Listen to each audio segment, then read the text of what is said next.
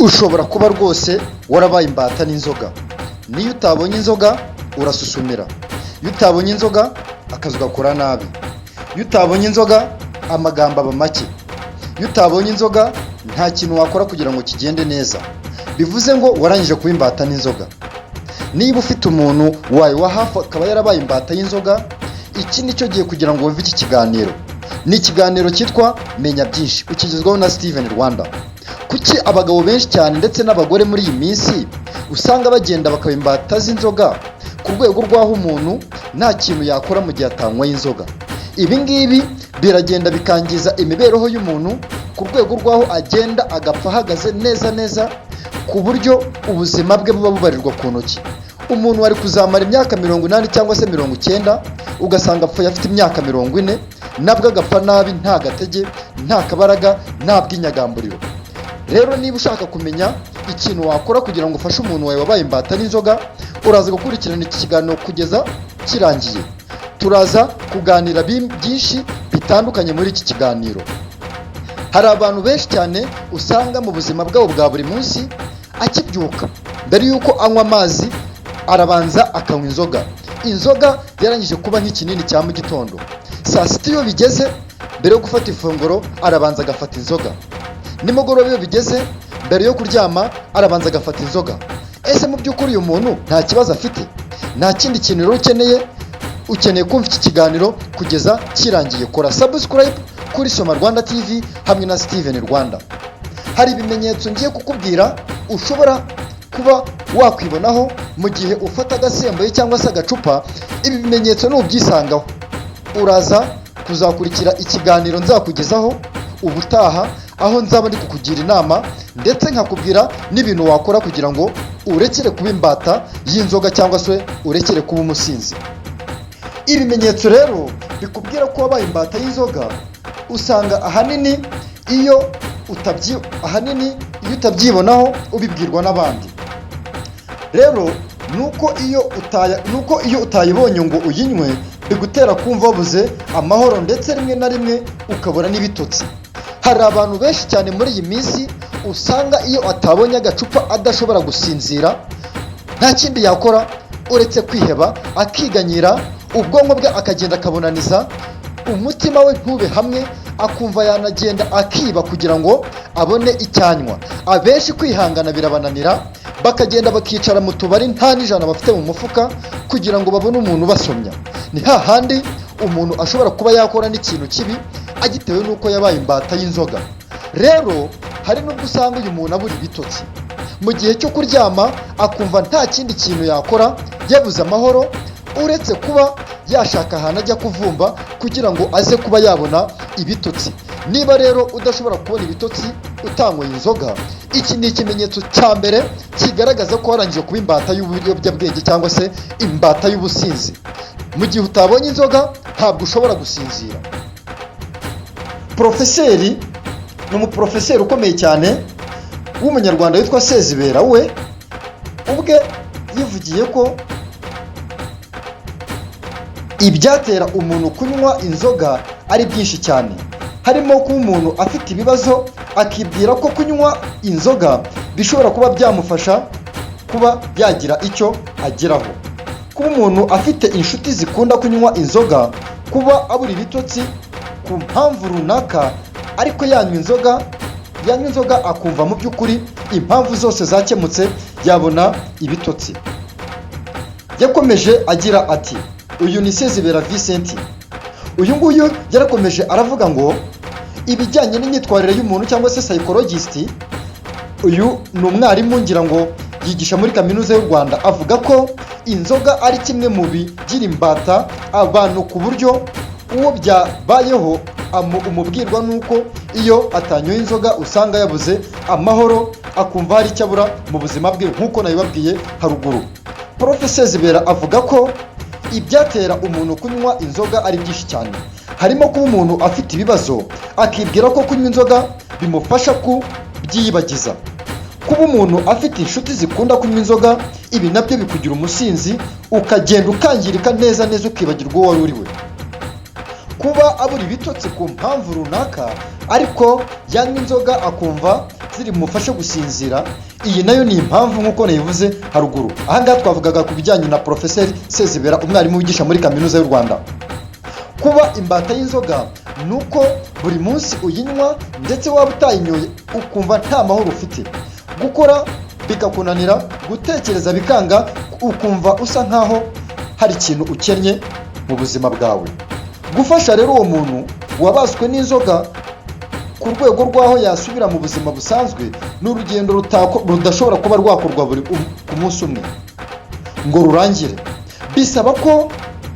Bisaba kubanza ukamuganiriza gake gakeya, byaba ari ngombwa akaba yagabanya ikigero cy'inzoga yanywaga. Iyo ukimenya ko wabaswe n'inzoga, iyo ukimenya ko umuntu wawe yabaswe n'inzoga, nta kindi kintu wamufasha uretse kumuganiriza buhoro buhoro, ukagenda umwereka inzira zamukura muri ubwo buzima abayemo. Umunywi w'inzoga abiterwa n'inshuti mbi, umusaba kuzireka cyangwa se iyo umusabye kuzireka cyangwa se guhagarika kunywa inzoga, nta kindi waba umusabye uretse kureka izo nshuti zimuhoza mu businzi. Iyo rero wabashije kuba wabatwa n'inzoga ku rwego rw'aho buri bitotsi, ahanini usanga ugeze ku rwego rwo kuba wajya indera cyangwa se ugashaka umuntu ukuganiriza ukaba wagaruka ku murongo. Hari urwego umuntu ageraho ugasanga inzoga zamuteye uburwayi twakwita ko bufitanye isano n'imikorere y'ubwonko cyangwa se psychological troubles. Aha rero bisaba ko umuntu atangira guhabwa imiti yo kunywa. Iyi miti akaba ayihabwa na muganga. Iyi miti nta kindi imufasha gusubiza ubwonko bwe ku murongo. Niyihe nama rero wagira abantu babashije kuba baba imbata z'ibiyobyabwenge? Icya mbere, bagomba kwirinda abantu bagendana babajyana muri ubwo businzi, ahubwo bakihuza n'abantu beza babigisha ubuzima bwiza ku rwego rw'aho umutima we cyangwa se ubwonko bwe busubira ku murongo. Ahangaha rero iyo umusinzi ageze ku kigero cyo guhondobera, igipimo cy'inzoga kiba kirenze grama 2 muri litiro imwe y'amaraso. Ngira ngo murabizi guhondobera ni hahandi umuntu yicara ukabona ari gusinzira nk'agahinja gatoya. Ikindi kiranga uwo muntu ni ugusinzira cyane cyangwa se kujya muri koma. Hari abantu benshi cyane usanga baragoswe neza ku buryo nta kindi kintu yakora uretse gusinzira. Mu Gifaransa nibyo bita koma ethylique. Kuri iki kigero umusinzi aba afite igipimo cy'inzoga kirenze grama 3 muri litiro imwe y'amaraso. Kirangwa n'umuvuduko w'amaraso uri hasi, guhumeka nabi ndetse n'igipimo cy'ubushyuhe. Iki gipimo cy'ubushyuhe nabyo usanga ahanini kiba kiri hasi cyane. Iyo umuntu adakurikiranywe cyangwa se ngo yitabweho mu gihe yabashije kuba yabatwa n'ibiyobyabwenge, ibi nta kindi bimufasha uretse gupfa vuba. Wari wabona umuntu w'umugabo wicara ku kazuba yahamara iminota 3 ukabona puresha zabaye nyinshi cyane, ibyuya birimo biratemba, arimo arahumeka insigane neza ari hafi gupfa kubera inzoga yarayanyoye nyinshi. Ibi nta kindi bigufasha uretse gupfa vuba ndetse no gukenyuka. Usibye izi ngaruka z'urupfu zigaragara ku buzima bw'uwanyoye inzoga, hari n'izindi zigaragara ku myitwarire ye. Ubusinzi buhuzwa n'impfu zituruka ku mpanuka zo mu muhanda ku kigero cya 40%, hagati ya 25% ndetse na 35%. Ku mpanuka z'imodoka ariko zidatwara ubuzima bw'abantu 64%, mu guteza inkongi z'umuriro na 50% by'ubwicanyi usanga bikorwa kuri iyi si, ahanini usanga ari inzoga zabiteye. Ngira ngo murabizi neza, ushobora gusanga umuntu mu buzima bwe yitonze, yamara kunywa inzoga akaba yafata icyuma akiyahura akimanika. Ngira ngo murabizi hari inkuru nyinshi cyane mugenda mwumva z'abantu biyahura. Abenshi barabanza bakanywa ibiyobyabwenge bikabatinyura, maze bakimanika bakiyahura bikarangira, kubera ko inzoga nta kindi zigufasha uretse kumva ko utakiri uw'agaciro mu buzima bwawe. Ziragenda zikakwihebesha neza ukarwara depression. Inzoga ziba intandaro y'ibyaha ku kigero cya 50 ndetse na 60%. Rimwe na rimwe umuntu wanyoye inzoga afata imyanzuro akubutse atabanje gutekereza ku ngaruka ziraza kumugeraho nyuma yo gukora iryo kosa kubera ubusinzi. Bakunzi ba Soma Rwanda TV, komeza ukurikirana iki kiganiro njye ukikugezaho ni Steven Rwanda. Umuntu rero wabaswe n'inzoga bimwongerera ibyago byinshi byo gukora imibonano mpuzabitsina itumvikanyweho ndetse idakingiye, ari nabyo byamugusha mu kwandura indwara zandurira mu mibonano mpuzabitsina harimo nka sida, imitezi, mburugu ndetse n'izindi ndwara. Mu ngaruka z'igihe kirekire hazamo indwara zitandukanye nka kanseri yo mu kanwa, iyo mu muhogo, indwara z'umwijima cyangwa se kolihose n'urwagashya. Umutima uragenda ukabora neza ukangirika, ukaba nka moteri yashaje. Indwara y'umwijima, umwijima uragenda ukangirika ukaba nka moteri yashaje. Umuhogo uragenda mu rwego rwaho wabashaga kuba wavuga ijwi ryiza, riragenda rikangirika neza ukavuga nabi. Urwagashya ntabwo twarwibagirwa, narwo ruragenda rukangirika. Izifata urwungano rw'imyakura ndetse n'izijyanye n'imitekerereze n'ubuzima bwo mu mutwe nka depression, kwiheba cyangwa se agahinda gakabije. Hari n'izindi ndwara cyane z'igihe kirekire zituruka ku nzoga.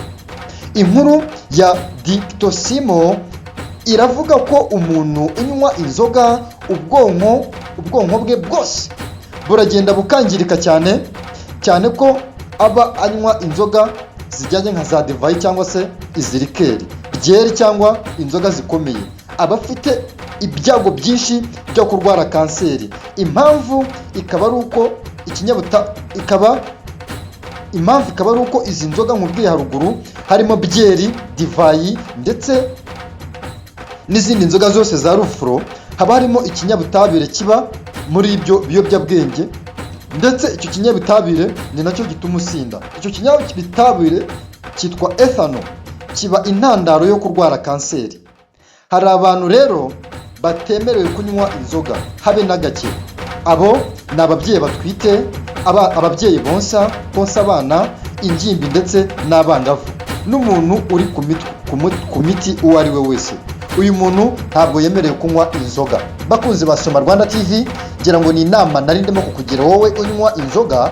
Niba ugeze ku rwego cyangwa se hari ibimenyetso watangiye kubona mu bijyanye n'ibyo nakubwiye haruguru hariya, nta kindi wakora, ushobora kugana muganga cyangwa se abajyanama bakakugira inama, ukaba wasubira ku murongo.